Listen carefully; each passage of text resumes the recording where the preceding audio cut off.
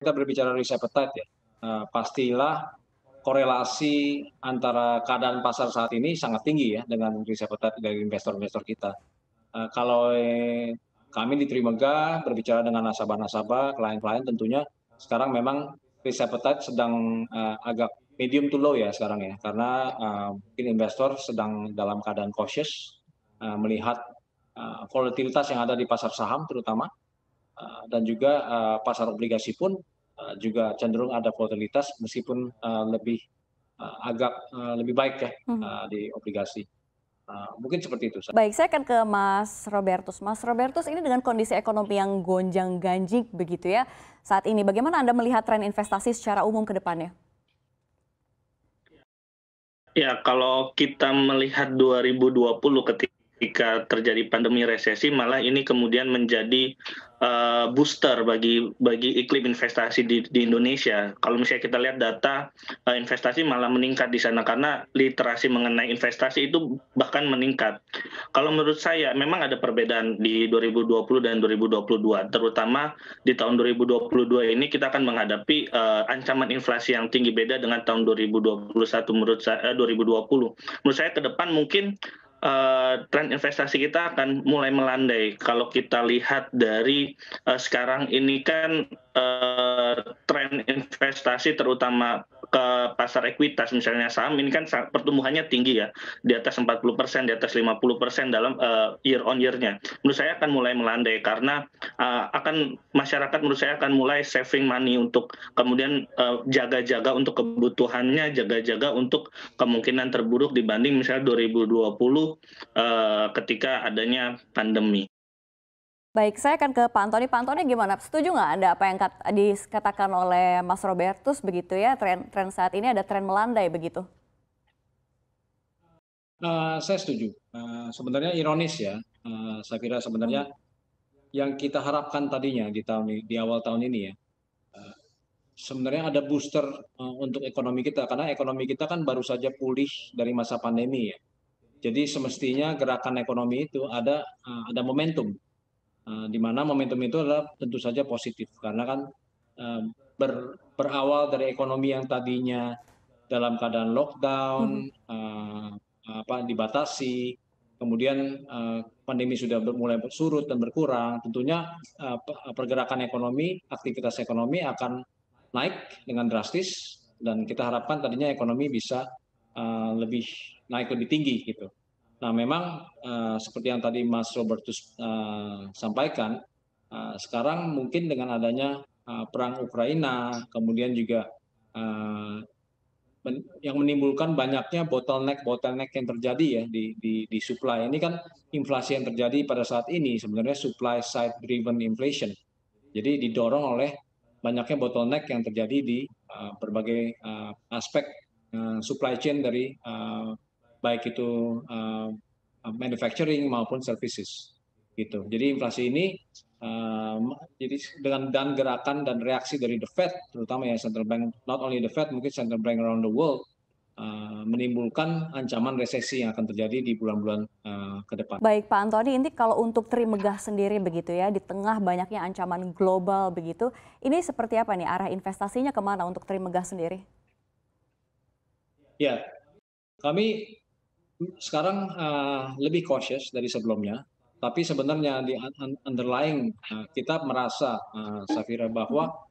ekonomi Indonesia dibandingkan dengan ekonomi negara-negara lain di regional maupun apalagi dibandingkan dengan Amerika, sebenarnya kondisi ekonomi kita jauh lebih baik dari mereka. Uh, jadi kelihatannya dengan kondisi ekonomi yang lebih baik tersebut, kenapa sebabnya? Karena negara kita ini berbasis komoditas. Ketika terjadi supply side inflation, sebenarnya ada semacam natural hedging ya, hedging yang natural buat kita, buat ekonomi kita.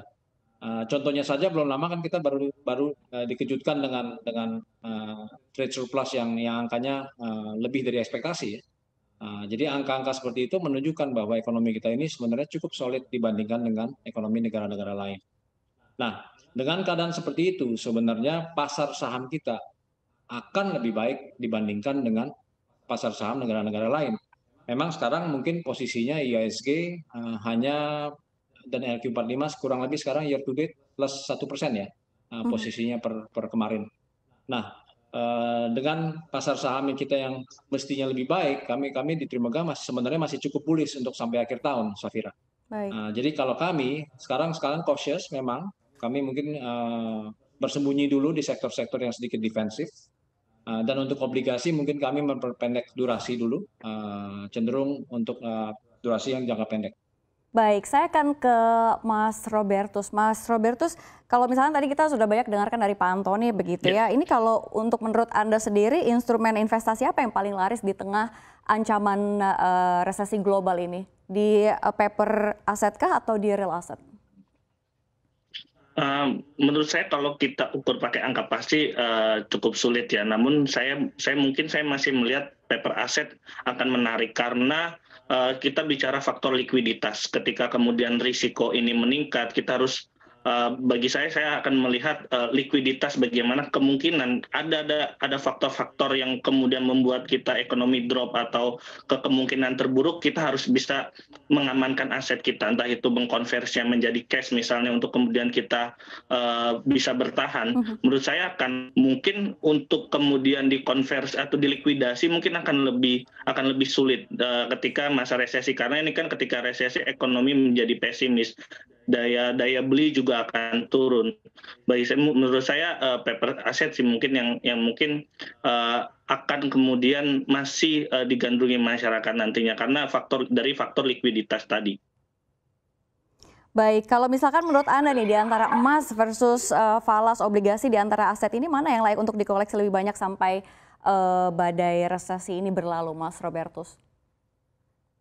Ya, kita kan badai resesi ini kita belum tahu sebenarnya, kita nggak usah bicara sampai berakhir. Bahkan untuk kena ke Indonesia aja kita masih butuh review terus-menerus gitu. Kita belum tahu. Menurut saya ini balik lagi ke investor masing-masing. Kalau kemudian untuk emas mungkin untuk jangka panjang mungkin akan lebih menguntungkan. Kenapa? Karena walaupun memang emas ini sebagai safe haven, namun resesi kali ini dibarengi dengan kenaikan inflasi yang memicu kemudian bank sentral menaikkan suku bunga, yang ini membuat opportunity cost memegang emas juga tinggi, dan ini juga yang menyebabkan harga emas bahkan turun ke level 1.800 per troy ounce atau kurang. Kemudian juga kalau misalnya kita